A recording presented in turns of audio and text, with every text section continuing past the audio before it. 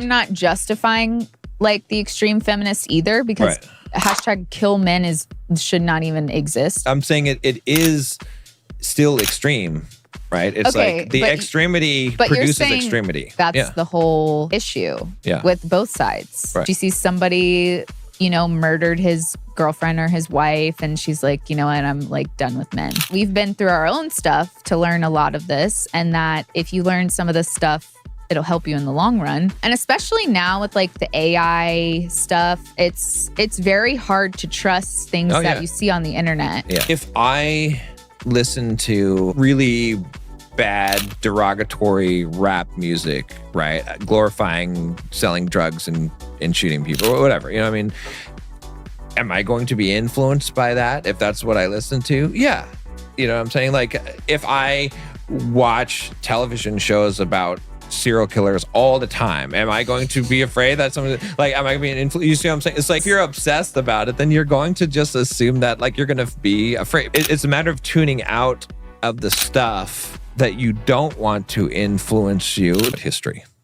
But that's what we're trying to not have. I mean, it still might happen somewhat anyway, because again, it depends on how much influence you actually have. But at the same time, that's exactly why we're here, right? And, we talk a lot about men being the authority and taking pride and things like that. And men talk about how logical they are. And I'm not even going to get into that unless we want to. But I understand where men are coming from. Certain men.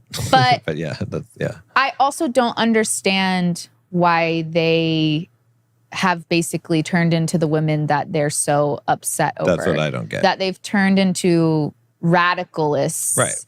Well, victim mindset. Because that's what it was when women were doing it with the whole feminism. And it's the same thing here. It's victim mindset. And I'm not justifying like the extreme feminists either, because hashtag kill men should not even exist. And it shouldn't exist hashtag kill women either. Right.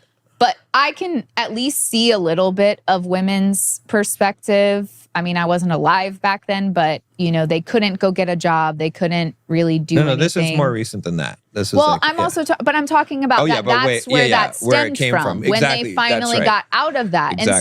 And so I can see where that came out a little bit more. Right. But right now, I can't see where men are justifying their actions besides that women now went a little too far, right? But I don't think that's enough of an excuse to have them be as angry and radical as they are now. I think the only reason that they are this way is because men or women don't need men like they used to back then. And so men are having a harder time coming up to the standards of women. I agree with that, but also, to your point, like, because the suppression, the stuff that was going on that led to the rise of the third wave feminism, right, was extreme, and that's why women started to hate men during that time period. But again, out of that came hashtags like kill all men, which if you think that when you see kill all men, that doesn't inspire a lot of men to get into anger and rage, then I'm saying it is still extreme, right? It's like the extremity produces extremity. When a man sees hashtag kill all men, it's okay that he gets angry? No, it's not. But it wasn't okay. It was never okay at any instance. It wasn't okay when the women got angry with you. and really supported the third wave feminism and started man-hating, and it wasn't okay that men responded by getting, it's like it's all like you said, it's all people that are not healed, it's all people that are not seeking any kind of spiritual or personal growth that are falling into this. But unfortunately, that's always going to be the majority of the population, and that's why we're stuck in these cycles. But I mean, obviously we can be out here trying to help people that want to escape this to realize the reality of the situation, that they're constantly, because you're stuck in the victim mindset when you're allowing the actions of other people and other people's impression of you to now control your mind. Right.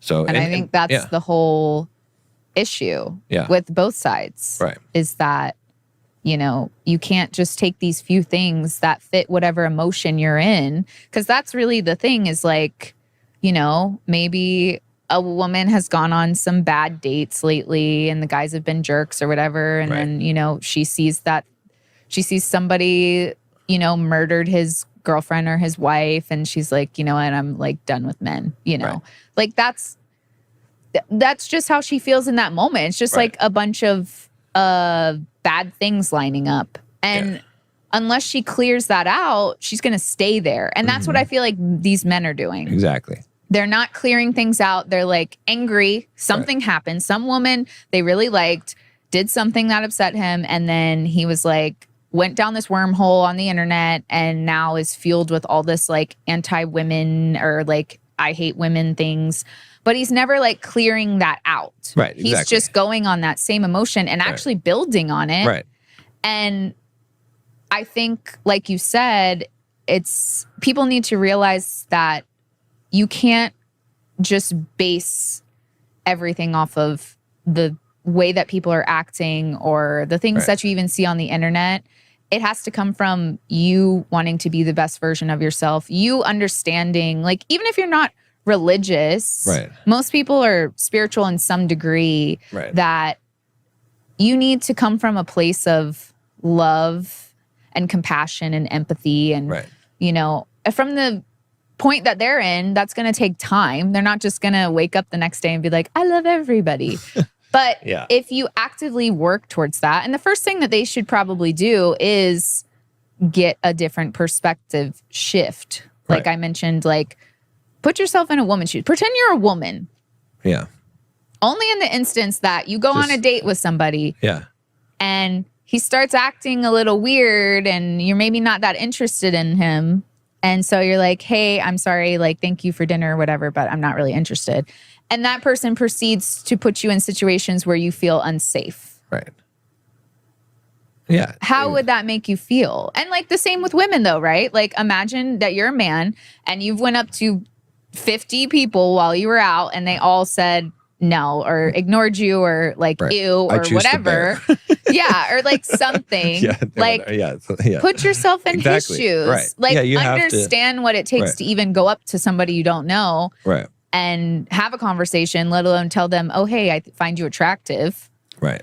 Like that is where both sides need to start because I feel like that is where, you know, they'll really start to be like, okay. That is empathy. That's what empathy is called, right? So it's like, but what happens though is you've got, again, the algorithm and you've got the vultures, which are feeding off of it, right? Because those people, they know that they're in a place where it's like, it's outrage, right? Can I think of a headline? Can I find some news article in order to outrage you more? Right. Because I'm going to, like, but you want to go over. That's a different problem. That's greed. That's people it is. Going against their moral compass to make money. They make up facts, right? I know most of these facts out here that a lot of guys in our comment section are repeating. I know they're made up by some person who said, if I make up this fact, right, I can create more outrage, which will get me more views, which will get me more people. And so that's the problem. That's what we have. So you have to fight against it. Trusting those people. And that's like, you know, we don't make anything from this. Eventually it would be nice to at least like the more people watch it, we make something, but we're not ever, we talk about this a lot too. Like we're never going to like promote something to make money that we didn't like believe in or, you know, anything that goes against who we are, because the whole reason we started this is because we feel like we're two real people. Exactly. Yeah. And we're out here telling you guys about what we go through and what we've learned so that you can, one, kind of get a feeling that we're very real people. Yeah. And that we've been through our own stuff to learn a lot of this. And that if you learn some of this stuff, it'll help you in the long run. But yeah, I think people, and especially now with like the AI stuff, it's very hard to trust things that you see on the internet. Yeah. And what you can do as an individual is to use your mind, your brain, your smarts to to evaluate what you're watching and be like, is this real? Because at this point, everybody should be like, is what I'm watching real? No matter how real it looks, it could be fake, right. Exactly. Like, does this seem logical? Right. Like, does this make sense? And like, if someone does spew out some facts, where can I find this? Like, where can I also see what you're talking about? Right. Well, and it's also like, there's also this, do you even need to, look, if I listen to, I don't know, like really bad derogatory rap music, right? Glorifying selling drugs and shooting people or whatever, I mean, am I going to be influenced by that if that's what I listen to? Yeah.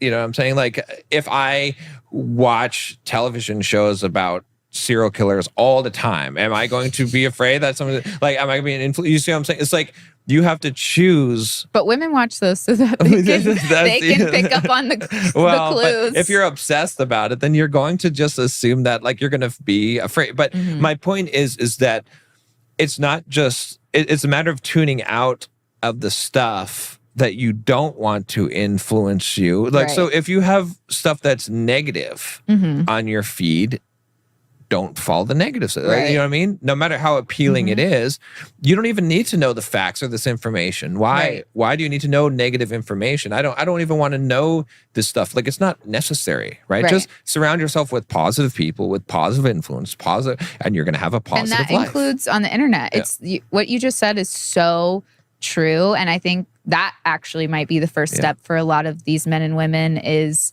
you have to clean up what you're being influenced by. And just like you said, like the people you're around influence you, the things that you're watching influence you. I think that's a good place for people to start because even if you are in therapy or something like that, a lot of times your therapist will tell you like unfollow people who like make you feel negative or make you feel depressed or like bring you down. And I agree that and even if you're on TikTok or something where it's like randomized algorithm, swipe past it. Like the second you start watching and you're like, this kind of gives me a icky feeling, swipe past it. Or you can do the thing where it's like, I don't want to see stuff like that again. Well, like, that's good. Like the controls. Yeah, which I forget that I can do that because it's like, I don't want to see stuff like that. Better than perfect, we stay.